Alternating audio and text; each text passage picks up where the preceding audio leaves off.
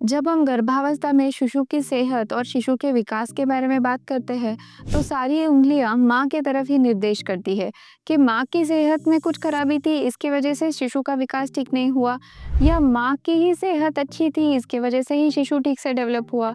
लेकिन क्या ये सही है? क्या केवल माँ ही जिम्मेदार है शिशु के सेहत के लिए और शिशु के ग्रोथ के लिए? जी नहीं, ऐसा नहीं है। 50% कंट्रीब्यूशन पिता से आता है शिशु के जेनेटिक स्ट्रक्चर में और प्लासेंटा की डेवलपमेंट में, और पिता की अच्छी या बुरी सेहत का भी शिशु के डेवलपमेंट पे बुरा या अच्छा असर पड़ता है।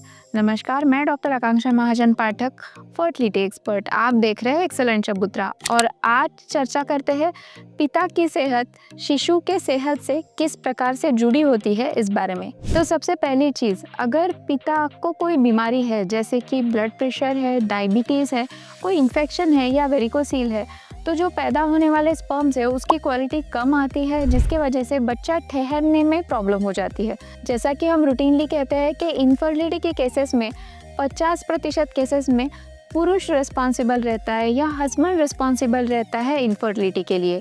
तो ये रहा एक पॉइंट।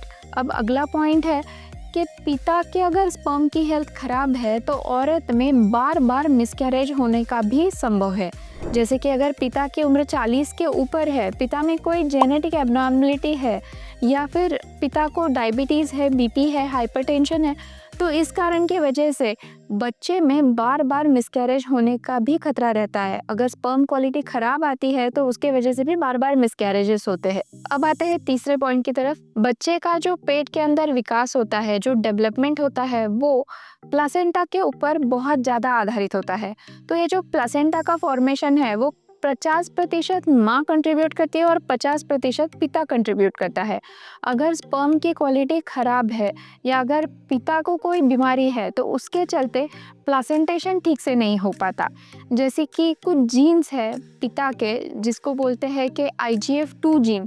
तो ये जीन्स जो है ये ट्रोफोब्लास्टिक इन्वेजन और ब्लड वेसल के रीमॉडलिंग में बहुत ज़्यादा रोल प्ले करते हैं। अगर ये IGF2 जीन में कोई म्यूटेशन आता है जिसका कारण हो सकता है ओबेसिटी, डायबिटीज़, तो उसकी वजह से प्लासेंटेशन इनएडिक्वेट होता है, अवल ठीक से तैयार नहीं हो पाती, और जिसकी वजह से बच्चे को माँ से पोषण नहीं मिल पाता, क्योंकि ये जो अवल है ये कनेक्टिंग लिंक है माँ और शिशु के बीच में। अगर ये प्लासेंटेशन ठीक से नहीं होता है तो बच्चे में इंट्रायूट्राइन ग्रोथ रिटार्डेशन, यानी कि पेट के अंदर डेवलपमेंट सही से ना होना, या फिर प्रीटर्म डिलीवरी यानी समय के पूर्व प्रसव होना, या फिर माँ को बढ़े हुए बीपी की शिकायत प्रेगनेंसी में रह सकती है। अगर बच्चे के पिता मोटे हैं तो माँ के प्लासेंटा के इंसुलिन सिग्नलिंग पाथवे में कुछ दिक्कतें आ सकती है, जिसकी वजह से माँ को प्रेगनेंसी का डायबिटीज़ भी हो सकता है। तो आइए जानते हैं, जब आप फैमिली प्लान करने वाले हैं तो होने वाले पिता ने क्या क्या करना चाहिए। सबसे पहली चीज़ तो 40 की उम्र के भीतर ही फैमिली प्लान करें, जिससे मिसकैरेज का खतरा कम हो। इसके अलावा शराब ना पिए, स्मोकिंग ना करे, तंबाकू ना खाए और किसी भी नशीली पदार्थ का सेवन ना करे, क्योंकि ये नशीली पदार्थ का सेवन करने से आपके बच्चे का मिसकैरेज हो सकता है। अब तीसरी चीज़, जब आप प्रेगनेंसी प्लान करने वाले होते हैं तो उसके 3 महीने पूर्व से आप एक डेली एक्सरसाइज करना शुरू करें, हेल्दी खाना खाएं। खाने में zinc, selenium, vitamin C, vitamin D, omega 3 fatty acid, ऐसे विटामिन्स और न्यूट्रिएंट्स का सेवन करें।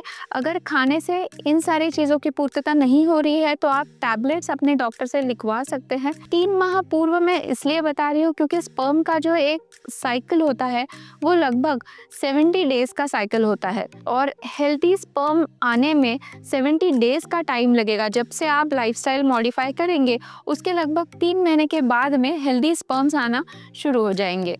और चौथी चीज़ जो आपको करनी है वो है रात में ठीक से नींद लेना, जिसके वजह से आपका स्ट्रेस हार्मोन का लेवल नियंत्रित रहेगा और टेस्टोस्टेरॉन का लेवल भी नियंत्रित रहेगा। इसके अलावा अगर आप जिम में जाते हैं, बॉडी बिल्डर है, तो आपको कोई भी टेस्टोस्टेरॉन की सप्लीमेंट्स नहीं खानी है। अगर आप ये जानना चाहते हैं कि टेस्टोस्टेरॉन की वजह से स्पर्म पे क्या बुरा असर पड़ता है, तो ये जानने के लिए एक डिटेल में वीडियो मेरे चैनल पे है, उसको ज़रूर देखिए। अगर इस वीडियो में दी गई जानकारी आपको अच्छी लगी है तो वीडियो को लाइक करें, चैनल को सब्सक्राइब करें और इस वीडियो को ज़्यादा से ज़्यादा लोगों तक शेयर करना ना भूलें। Thank you.